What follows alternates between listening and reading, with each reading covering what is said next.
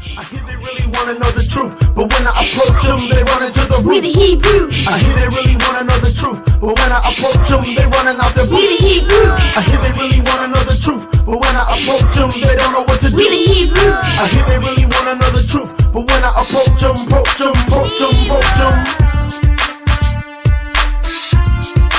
We the Hebrews. We the Hebrews. We the Hebrews.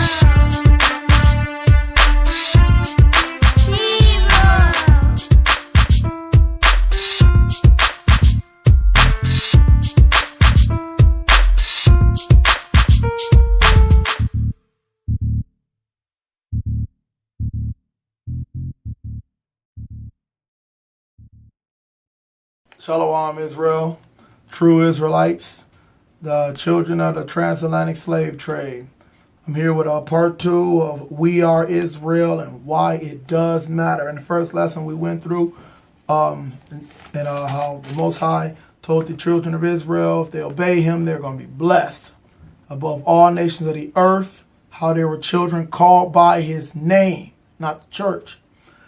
And then if they disobeyed him, the curses that will come upon them, for disobedience. Now the Most High was merciful because he allowed our ancestors to disobey him for a very, very, very long time before he struck them with this impending slavery that we went through. Now they went through different types of slavery and encampment before the judges. They went into captivity a couple times, but it wasn't nothing big or as traumatic, and they never lost their identity. Even when they were carried away into Babylon and such, they never lost their identity. But the travesty that hit us was the worst travesty that ever happened in the history of humankind to an entire nation of people. An entire nation of people, and this lasted well over 400 years. Anyways, we're going back to the curses. So we read the blessings that will come, and I told you to read a lot of those yourself. You can read them. And then the curses started verse 15 in Deuteronomy 28. And we read about the man building a house and betrothing a wife, and another man shall lie with her. Sons and daughter given away to another people, and your eyes failing in longing. We all know that story. We've seen it in so many slave movies and such, and it's one of the most horrible things you can imagine. And here's another one. Let's skim down. We went to what you should become an astonishment and a proverb and a byword, which goes with Jeremiah 17, talking about us losing our heritage. Who's the only people on the face of the earth that don't have a nationality? And yes, people, we have to understand definitions. Like I told you, nations means nationality. That's why when America was established, it said one nation under their God, indivisible. And that's why we didn't count in their constitution or in their declaration of independence, because we were another nation. And those founding fathers understood that. They knew what nations were. They knew what a nation was, but now we have been so butter-coated and delusional. We have been, we're under such strong delusion and lack of understanding. And they've tried to change what words definitively mean, and instead of what they really mean. Every time you fill out an application, it says nationality. And I've never seen the United States of America as a nationality. Now you take nationality and cut out the ality, and what do you have? Nation. Okay, another one. Here we go with the vineyards again, to prove to you that the vineyards, we're talking about that we're going to do them, but we're not going to gather them. Thou shalt plant a vineyard.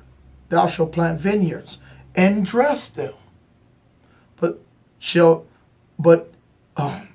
neither drink of the wine nor gather the grapes, for the worm shall eat them. It's talking about we're going to plant vineyards, we're going to dress them, but we're not going to eat them. We're not going to participate in consuming those vineyards that we dress. And we didn't. We never did. Thou shalt beget sons and daughters. Verse 41. Thou shalt beget sons and daughters, but thou shalt not enjoy them, for they shall go into captivity. Isn't that what happened to Israelites? We had sons and daughters, but we didn't enjoy them because our children went into captivity. This is a fact. You see it in all the slave movies. As a matter of fact, that's why a lot of times you see our people, and we may be from different parts of the country, and we're like, man, you look just like my people. Because maybe there's a chance they are your people. Maybe they were just one of the children that were sold 800-900 miles away and you never seen them. And then they had children and generations went by, and then you ran it. The generations met later and they resemble and they recognize their heritage. There's another one. Another curse. It's a very strong curse. All you got to do is walk outside your neighborhood. If you live in a neighborhood, predominantly Hebrew neighborhood, you'll know this. And the stranger is the other nation. And the stranger that is within thee, that means the stranger that is inside your neighborhood. The stranger that is within thee shall get up above thee very high. So the stranger that is within thee, within your gates, within your neighborhood, within your reach, within your area, wherever it is, the stranger's going to get up very high. And thou shalt come down very low. Very low. The other nation is going to come up very high, and we shall come down very low. We see a lot of these foreigners from other countries. Now, we've been here longer than most of the people in America. As a matter of fact, we've been here longer than a lot of the European people, because the slavery started in the Americas well before America was a country. And a lot of the Americans, European Americans, didn't even come to America till the turn of the century. They started bringing a lot of them in on the ships in New York Harbor. So we've been here longer than everybody. Why is it that we're still at the bottom? It said the stranger shall come up very high and you shall go down very low. Now you got foreigners from Middle East, from Africa, not Hebrews from Africa, but just regular Africans from Africa come over and be doctors and such and such. And a lot of them look at us like, how come you guys cannot, you've been here so long and you guys do not take advantages of America? Because we are under a curse. We're not cursed people. We are under a curse because of our ancestors' disobedience. So the curses play themselves out. And we can't break these curses because the Most High put them on us. And only He can break these curses. And He's going to tell us how to break these curses later. Well, He said it a long time ago. I'm going to tell you later how He said it. Because He didn't say it later. He said it when He gave these curses to them.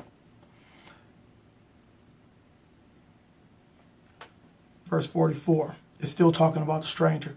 He shall lend to thee, and thou shalt not lend to him. He shall be the head, and thou shalt be the tail. Doesn't it play out in reality? The stranger has become over us. You got foreigners in stores and selling products to us that make millions of dollars of gearing products specifically towards us. They market them towards us and make a killing. They make a fortune off of us. They lend to us. Not only that, but the banking systems. We don't own any banks. They lend to us, and we shall not lend to them. So we don't even have stores to sell to the strangers, let alone banks to lend to them. No one on the face of the earth fits these scriptures like us, and only us. No one else. We don't have shops selling to other people, gearing products to them. We don't have banks lending money and such to other people. We're not the head. If you ask any other people on the face of the earth, they'll tell you that we're the tail. Even when they live in a third world country, when they come over to the United States of America, when they come to Brazil, when they come to England, when they go wherever you find an Israelite, to Jamaica, Haiti, and such, they all look at the children of Israel like we're the tail of the earth. And this is the truth, because this is the mentality that they have on us because of these curses. Verse 46, another one. And they shall, here we go, verse 45 and 46. We're going to read both of them. Moreover, all these curses shall come upon you and shall pursue you and overtake you till you be destroyed, because thou did not hearken to the voice of the Lord thy God to keep his commandments and his statutes which he command thee. And they shall be upon thee, these curses, for a sign and for a wonder, and upon thy seed forever. The Most High told them that these things are going to be a sign. It's going to prove, arrow pointing right down. Here they go. These are the children of Israel. A sign pointing down. Arrow pointing right down. Israelite. This is a sign and a wonder upon you and your seed forever. The curses.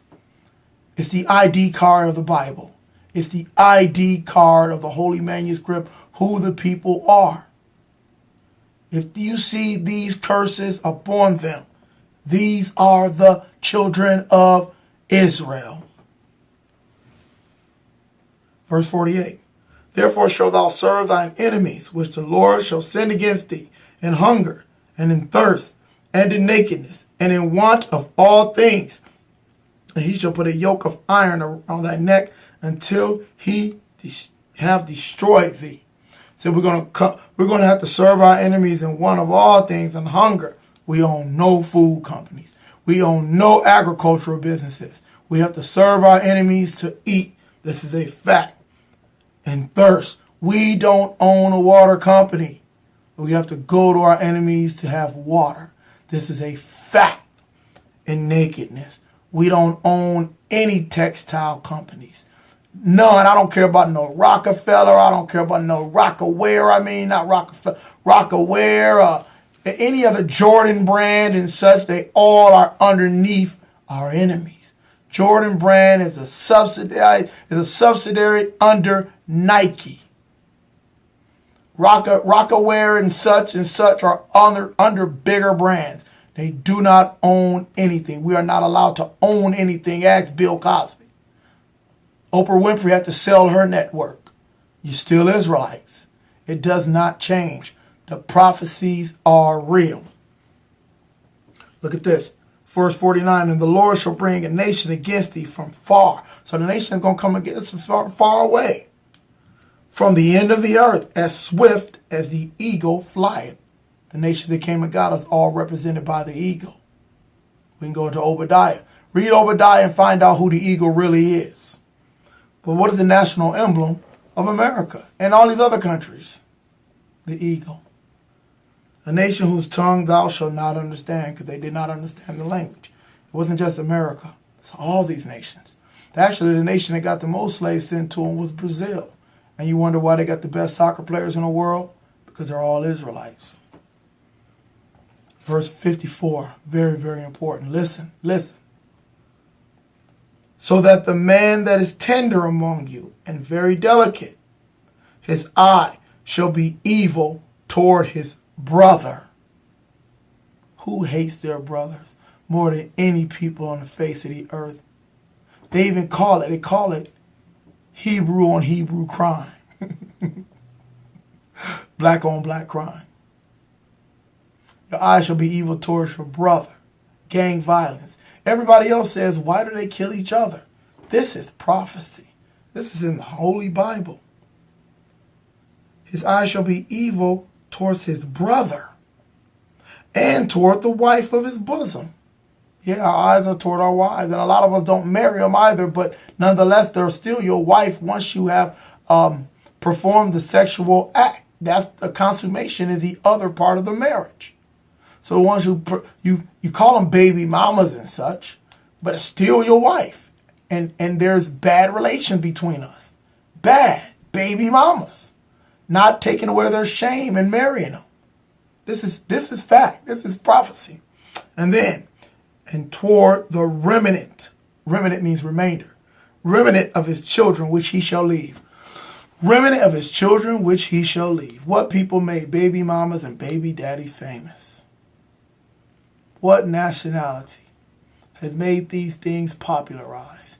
Now, I know in the 1950s and such, before times, we, out of all people in this country, had the highest demographic of fathers that were in the household. We know this. And I know it was systematically taken away. I understand all of this. Nonetheless, it fits the scriptures. See, these things had to come to pass because prophecy must be fulfilled.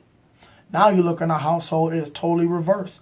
In 1950, we went from having 78% fathers, original fathers in the home, and 22% without them, to now having 22% original fathers in the home and 78% out.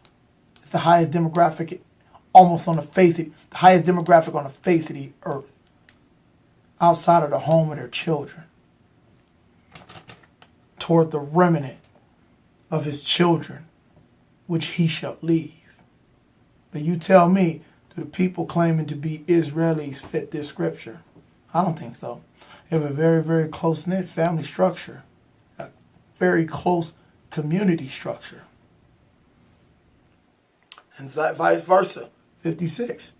The tender and delicate woman among you, which would not adventure to set the sole of her foot upon the ground for delicateness and tenderness. This is how they used to be in the land. They were delicate. Our sisters, delicate and tender. Her eye shall be evil toward the husband of her bosom. There you go. Baby mama, baby daddy. Women wouldn't have raised up and beat a man. Strong black woman. Strong black woman. I don't need a man syndrome. This is all wickedness.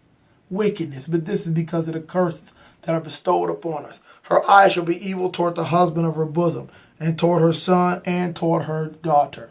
Toward her son, you look just like your daddy. You look just like you remind me too much of your daddy. You make me angry. Towards your daughter, you need to be a woman. Being too hard on her. This is biblical prophecies. And I'm not saying everybody else don't do this either. They do. But I'm telling you, it fits us more than everybody else, and we know it. Let's stop lying to ourselves. But we can break these curses. I'm telling y'all who y'all are so we can break these curses. Come back to the Most High, our Elohim.